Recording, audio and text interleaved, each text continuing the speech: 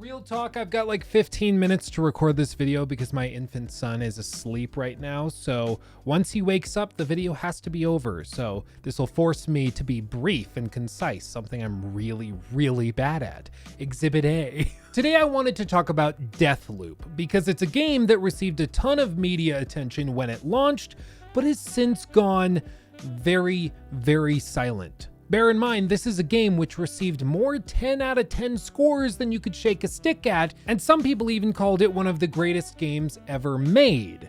So if it is one of the greatest games ever made, I would like to ask one simple question, and that is, why so many of you guys, when I polled you, over 20,000 of you, disagree? We're going to talk about all of it. Hit the like button if you enjoyed the video. Make sure to subscribe and ring the bell notification thing so that you get notified of new videos. We've got a ton of cool stuff coming out, including big critiques on Elden Ring, Horizon Forbidden West, Kingdom Come Deliverance, a ton of games. You don't want to miss out on them. So subscribe. Do it. I'm not joking. I mean, or not. Like, how am I going to tell? Like, I'll have no idea. Do whatever you want. I don't give a crap. We did just hit 250,000 subscribers. I didn't see that coming. I was like, oh, we're like 8,000 away from that milestone. I should probably plan some celebration. And then it just happened one day. So I have nothing planned. I'm sorry. Thank you all for helping make that happen though. If you have any ideas for what we should do to celebrate, let me know in the comment section. And no, I'm not going to give away like 15 PS5s. I can't even tell you how many times I get DMs on Instagram, on Twitter, even whispers over on our Twitch channel of people just like asking for free gaming PCs and PS5s. Like, I'm not a billionaire. I'm not a millionaire. I can't do that. I would love to if I could, but I can't. Like, why do you think that? I don't get it. Anyway, Deathloop. Right, we're on a strict timeline. Let's talk about Deathloop. Join me. So Deathloop. This is a game which was very polarizing when it launched. Prior to launch, all of the major publications were giving it phenomenal scores. So the game launched on September 14th of 2021, and when it first launched, it got overwhelmingly positive reviews from critics. GameSpeed. Deathloop is one of the best games of the year, at least from what I've played so far. Bear in mind, they didn't finish it before they did the review, and they still gave it a 10 out of 10. That's saying something. And I say that as someone who has previously recognized the quality of Arcane games while struggling to enjoy them. But with this game, French team Arcane Leon used some smart tricks to amplify its strengths, and the result is a spectacular experience that has broader appeal than some other Arcane projects. Or this one from Telegraph. For all of its complexities under the hood, Deathloop is Arcane's most accessible game yet and elicits constant satisfaction. The action is a pleasure, while its main drive has you constantly picking up pieces of an unknown puzzle that are pieced together in separate chunks before the frisson of excitement when the full picture starts to form. What's extraordinary is how Arcane has made it seem so easy. Blockbuster game making at its smartest and most essential. Or VG247, a very serious publication that I really enjoy most of their work. They said, taken as a single-player experience, Deathloop feels complete and incredibly well-rounded. The extra injection of optional multiplayer action is a fabulous cherry on top. Basically, Deathloop is everything I wanted it to be. It's confident both as a successor to many of the ideas of Dishonored, while also expressly its own thing. With a tone and sense of style I absolutely adore. It's one of my favorite games of the year, and one we'll surely be talking about for months to come. I mean, props to them. They said months instead of years because nobody's talking about this game anymore. IGN, 10 out of 10. NME, 10 out of 10. The Gamer, 10 out of 10. PlayStation Universe, 10 out of 10. VGC, 10 out of 10. GameSpot, 10 out of 10. Gaming Nexus, 9.5 out of 10. Like, you can't make this up. They praised and worshipped this game at launch. So many of us expected this to be basically the second coming of gaming Jesus. So how was the game when it actually came out? Well, players expected a lot, of course, because the game had been praised so aggressively by gaming media. When we got it though, many players had complicated experiences. I, for one, ran into many problems where the game would simply crash.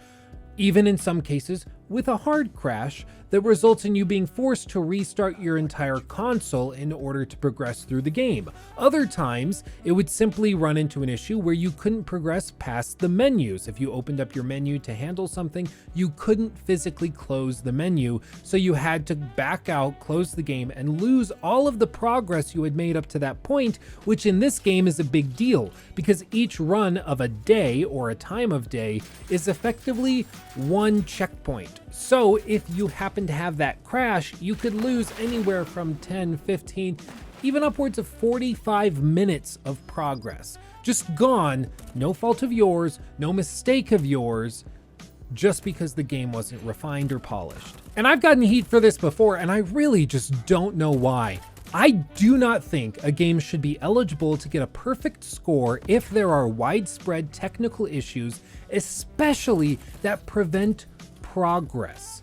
Like, I can't believe that this is a scandalous thing to say, but apparently it is. I got bashed for saying that Ratchet & Clank Rift Apart had technical issues, and I proceeded to show a ton of them on screen as I discussed it.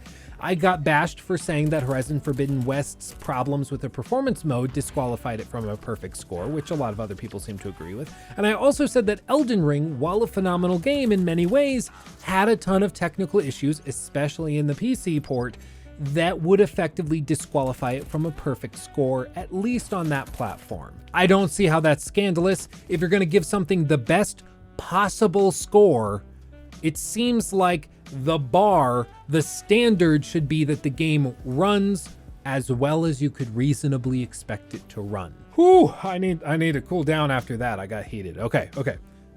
Going zen. So that alone, I think, should disqualify Deathloop from a perfect score. The fact that there were so many technical issues that most players experienced once the game came out for the broad general public.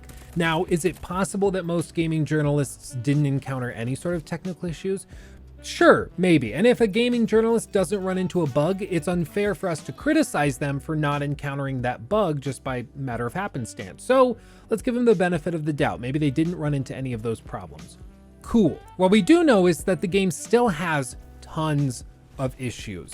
For one, the AI at launch was freakishly stupid. This is even mentioned in a few of the reviews that we went through during the course of the opening of this video. Some of those people mentioned that the AI wasn't as smart as it was back in the Dishonored days, which implies a downgrade, which I would say is probably not perfect game material. And furthermore, if people are going to argue that the game didn't actually have major AI issues, I would ask the question, okay, well then why was it one of their main priorities in post-launch patches? The first 3 to 5 patches for the game that they released on all platforms, the primary goal was to improve the enemy AI.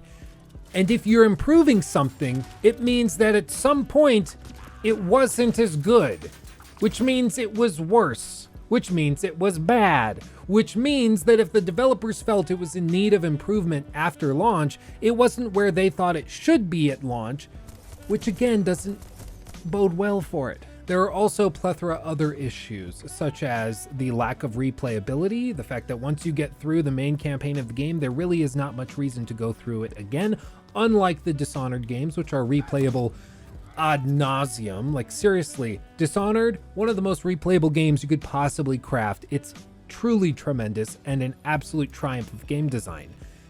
But this time, these guys failed utterly to do it, and instead they created levels which are pretty fun to play at first that you are forced to go through during the repeated daytime cycle as the time loop continues to rage its vicious cycle, and eventually you will just end up going through the same exact path through each level. So it's not like you're actually trying different things like in the Dishonored games.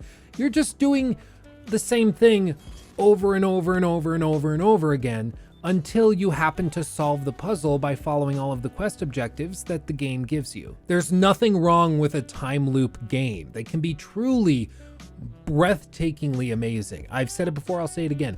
One of the most underrated games from last year was The Forgotten City. Here's the trailer of it, little footage of it, It won my indie game of the year last year. It is truly remarkable. It almost took my game of the year full stop because it's so freakishly good. It's basically made by 3 people. 80% of the work was apparently done by one guy. It's truly, truly remarkable. I won't get into it here, but if you like time loop games, if you like stories that you have to actually unravel and figure out, play this game. Deathloop won't do it. Deathloop holds your hand the entire time, but The Forgotten City will blow your mind. I'm not joking. I do this for a living. I critique games. It's really that good. Trust me. Trust me. Do you trust me? Trust me. It's really good. But what's the point of all of this? Well, over the last year or two, we've seen a growing discrepancy between games journalism and gamers themselves. I wanted to find out if there actually was a discrepancy, because when you look at most of the big like review sites and you look into their replies on Twitter or the comment section in the YouTube review that's posted, you will usually see the crap and most like skeptical people float to the top. It's just what happens. It's the internet. I mean, what did you expect? But I wanted to know for a fact what actually happened in these cases. So I did a survey on my channel in the community tab where I asked you guys what you thought of the game, and I got over 30,000 responses. I know I said earlier 20,000. I hadn't checked it in like a day and a half. It's up to 30,000. Thank you guys for participating. I appreciate it. The results are pretty definitive.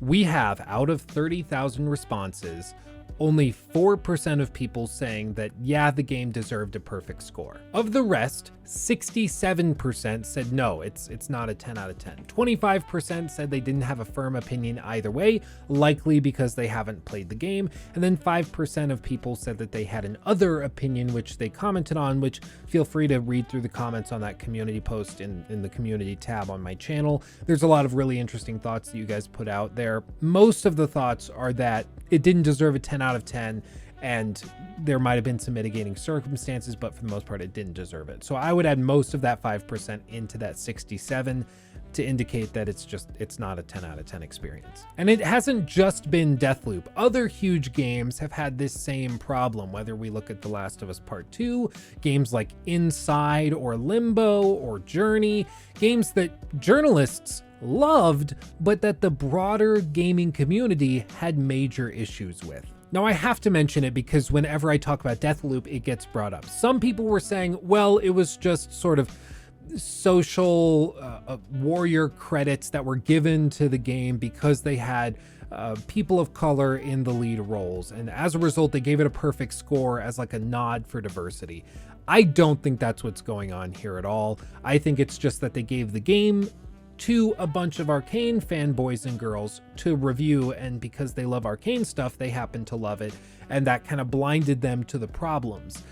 I don't think it was any sort of like being woke, go broke type of situation. I just want to clear that out. I don't actually think that's what it was. I think the answer is much simpler. It's just fanboys and girls being fanboys and girls. And whenever these games are reviewed by these huge journalistic companies like IGN, GameSpot, Video Games Chronicle, all of those guys, usually it just turns into an echo chamber where the fans of this particular franchise or type of game are all talking to each other, and they hype themselves up on the game and they give it a score that it doesn't really deserve if you're looking at it super critically and objectively without any preconceptions or biases going in. And like I've said before, this is one of the problems with game reviewers being assigned in the way that they are. If you're going to have your company review Deathloop, for example, it only makes sense that you assign fans of Arcane games to review it. Like, why would you assign somebody who only plays Nintendo games